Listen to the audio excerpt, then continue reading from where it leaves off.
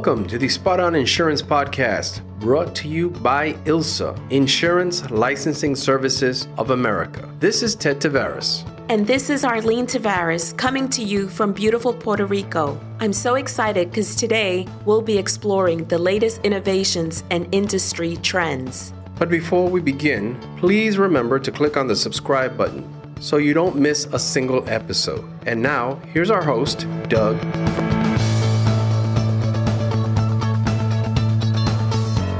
This is Doug Foresta, your host. Thank you for joining me. My guest today is Stan The Annuity Man, and we're going to be talking about annuities, of course. Let me say a little bit about Stan. I'll bring him right on. He actually has his own podcast, which I highly recommend. He's a nationally recognized expert on annuities, known for his transparency, honesty, and endless research.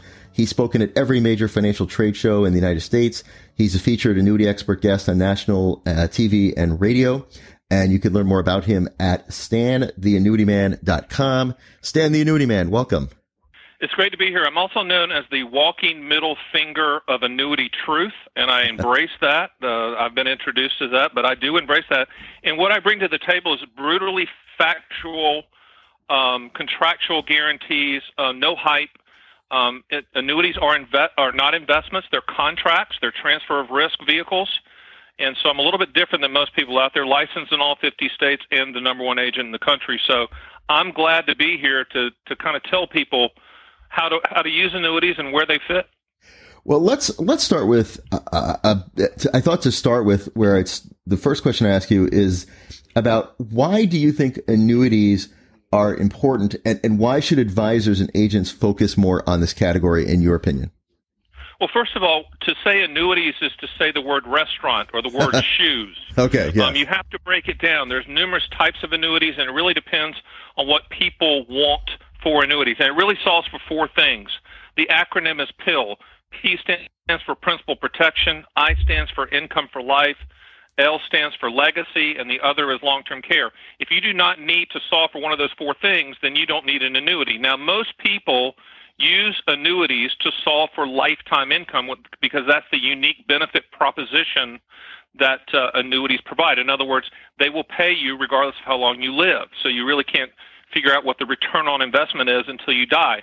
With that being said, if agents, advisors, people that are in the financial advice business, if you're not looking at annuities, you're missing a demographic tidal wave of 10,000 baby boomers that retire every single day, and they want guarantees. They want additional income to either combat inflation or add to their Social Security that they're getting or add to the pension that they're getting if they're so fortunate. So to not look at this category as a transfer of risk, non-correlated asset category, you're making a huge mistake, period. Well, and I know that there is a gap. I know there's been a number of articles written about the gap between the number of licensed advisors and then the number of people that are looking, the consumers that are looking to purchase annuities. So I guess question number one is that something that you're seeing as well, this gap? Yes, there is a gap. And with the new Department of Labor fiduciary rule, I think you'll see a lot of the independents out there leave the business, which can be a good thing because we do need to drain the swamp a little bit. But there is a need and a gap to be filled for guarantees and selling contractual guarantees. My saying and logo is Stan the Annuity Man, will do, not might do. You own annuities for what they will do, not what they might do. So you own them for the contractual guarantees, and I think that advisors underestimate people's want and need for contractual guarantees. I'm not saying you put all your money into an annuity type for lifetime income, but people need an income floor. People need a specific amount that's coming in every month to cover expenses and lifestyle. That's where annuities really can help, especially in an advice standpoint where you're managing money. If you can fill that income gap, that income floor, and fill it with guarantees, you're going to be a better advisor because that income stream is going to be covered contractually. One of the things I know that's often cited as a cause of that gap is regulation. So how would you describe the current regulatory environment towards annuities? Well, up until June the 9th, when the DOL rule was is implemented, in the annuity world, there wasn't a lot of regulation. It was the wild, wild west, and you saw a lot of bad chicken dinner seminars, misleading Saturday morning radio shows, bad cable TV ads that sounded too good to be true and roped a lot of people in on dreams and hopes and unicorns chasing the butterflies. However, that's going to change with the Department of Labor ruling because annuity carriers have adopted it. Whether it's going to be reversed or whatever politically, it doesn't matter. The annuity carriers have adopted it. They want to go forward with agents showing all choices, agents showing the good, the bad, the limitations. This is the way annuity should be sold, not just picking a product and selling it to everybody square peg into a round hole. I think the regulations are good. Now, what we'll see in the next couple of years, I think annuity sales will kind of go down or remain stagnant until everybody kind of figures out how the DOL rule is going to affect things. But I think from there, because of the demographic tidal wave of baby boomers wanting guarantees, you're going to see a straight line going straight up sales of people buying annuities for what they should be bought for, which is guarantees. And if I was annuity king for the day, I would change the slogan for the annuity world to "Got Guarantees." Like got milk, it would just say "Got Guarantees." I sell that T-shirt on my site because I believe that's what the benefit proposition is. Unfortunately, too many annuities are sold, typically indexed and variable, based on hypothetical or theoretical growth numbers, which is a joke. You should be selling annuities or advising annuities or recommending annuities on the contractual guarantees, period. So are there any other factors that you see influencing the regulatory environment other than the DOL fiduciary standards? No, I think a lot of it is going to be just self-imposed by the industry. I think, just like I said, I think a lot of the carriers are looking at this as an opportunity to kind of reel the sales message in from a compliance standpoint.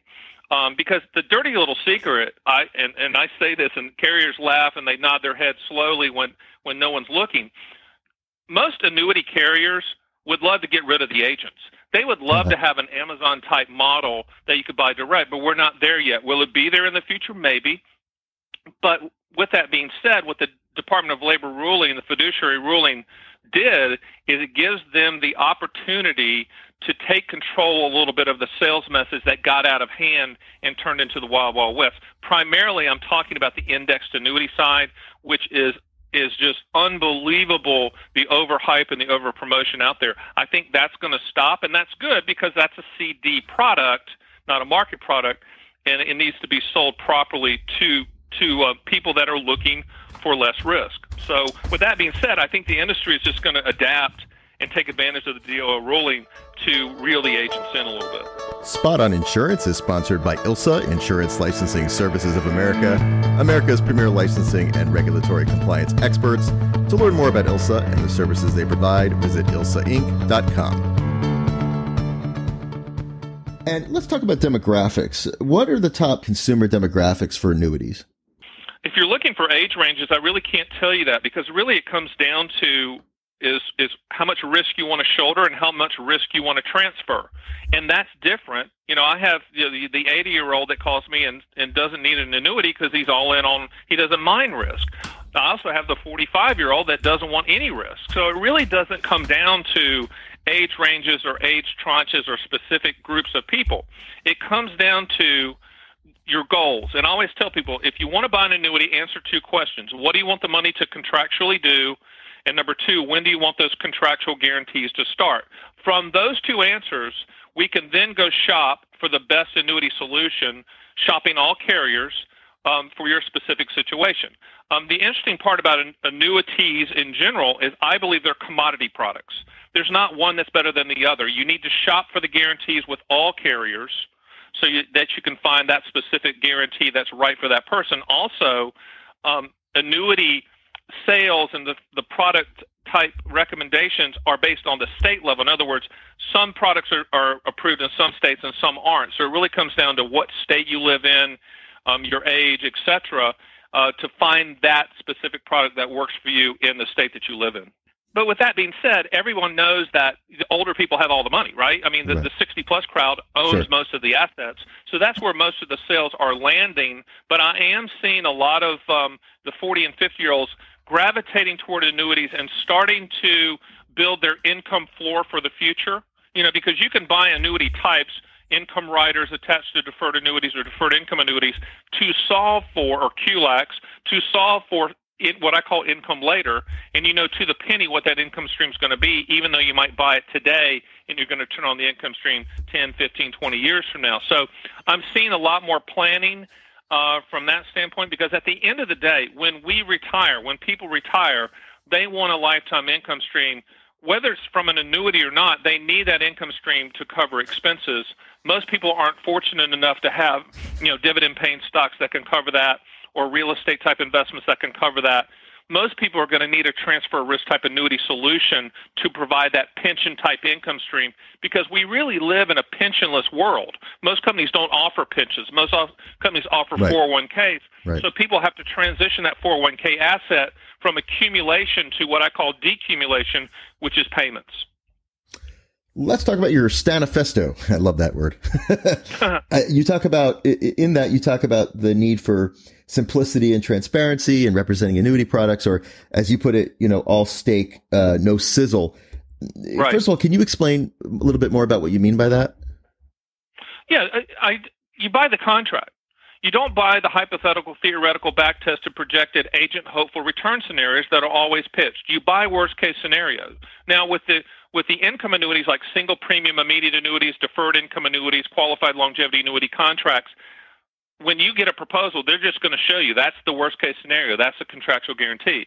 Where the industry's run into some problems is when agents and advisors pitch variable annuities and index annuities, they're showing return scenarios that are pie in the sky, unicorns chasing the butterflies, everything's wonderful. My opinion, you should buy all annuity types for the contractual guarantee and tell the people the limitations and the benefit of the contract. Now, hopefully the DOL rule will help with that, because they're forcing agents to become transparent. But at the end of the day, when someone says, hey, I need to solve for this solution, there shouldn't just be one product you show. I think the DOL rule will prevent that type of steering into a product. You're going to have to show all solutions, line them up, show all the carriers that fit that solution, and then go over the good, the bad, and the ugly, because annuity types aren't perfect, and it depends on which one you're buying. But that's what I mean by buy the steak, not the sizzle. But when you go to the Bad Chicken Dinner seminar, or you hear the radio ad or the radio show on Saturday morning, it's all sizzle. And unfortunately, people want to buy the dream. They want to be told they're skinny. They want to be told they have six-pack abs. I'm going to tell you don't have six-pack abs. I'm going to tell you that the annuity is not going to do that. I'm going to tell you that the annuity is a contract, not an investment. And what that does with, I got clients in all 50 states, is that they understand what they own. There are no surprises. And when you buy an annuity under that guise, which is for the contractual guarantees, people are going to be happy. And I really wish that advisors would just go at the products like that, because if they did, their business would be scalable. So, yeah, can you say a little bit more? That was going to be my next question for you. What is, advice for annuity advisors? I mean, some of that already is, I can hear you saying, just don't, like you said, don't sell the sizzle. Any other advice that you would have for annuity advisors about just increasing simplicity and transparency in this process? What I would tell advisors is, if you're managing money, if you're managing a stock bond portfolio, those type of things, annuities are not growth products, and that includes variable annuities and index annuities, and that's going to send some people reeling out there, but that is the truth. If you want real market growth, don't buy an annuity. Where an annuity fits is for the guarantees, whether it's for principal protection, you're buying a multi-year guarantee fixed rate annuity, or if it's for income. Most advisors out there should be using annuities to build that income floor, that pension floor, that guaranteed income that those clients will never outlive, and to build that so that they can go manage the rest of the money. I mean, if I was telling advisors, that's what you do. You gap fill for income, you build the income floor, and you set up lifetime income streams, however they want to customize that. Also, too, from an advisor standpoint, if you do that, it makes that asset sticky. That client is going to be less inclined to transfer that account to another advisor if you set up that income floor. Now, here's the problem. The advisors say, but Stan, I don't want to do that because I'm not going to get my wrap fee on those annuity assets. Get over yourself. All right? You can't wrap the world. You can't wrap everything. You can't wrap every dollar.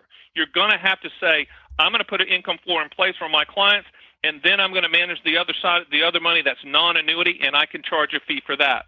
Be rational, okay? Yes, you can beat an annuity return if you go apples to apples, but people don't buy an annuity because of an investment. People buy an annuity for the guarantee, period. My guest today has been Stan, the Annuity Man. Stan, I want to make sure people know how to reach you, how to find your podcast, which I really enjoy. Give our listeners a little bit of information, how they can find out more about you and about annuities. The best way to do it is just go to my website, which is all-encompassing. You can find everything there. It's stantheannuityman.com, just like it sounds. And if you want to email me, it's stan@stantheannuityman.com. But everything's there from all of my books. I've written 7 books. I got an eighth one on the way, all on annuities. We have all of the videos and all of my TV appearances, and I've written 400 articles on annuities.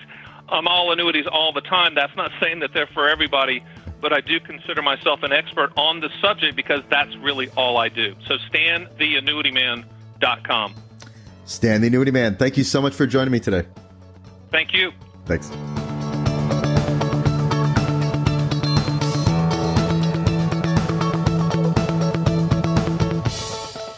By the way, our show notes and bonus resources can be found on spotoninsurance.com. Subscribe now so you don't miss a single episode. Thanks for joining us.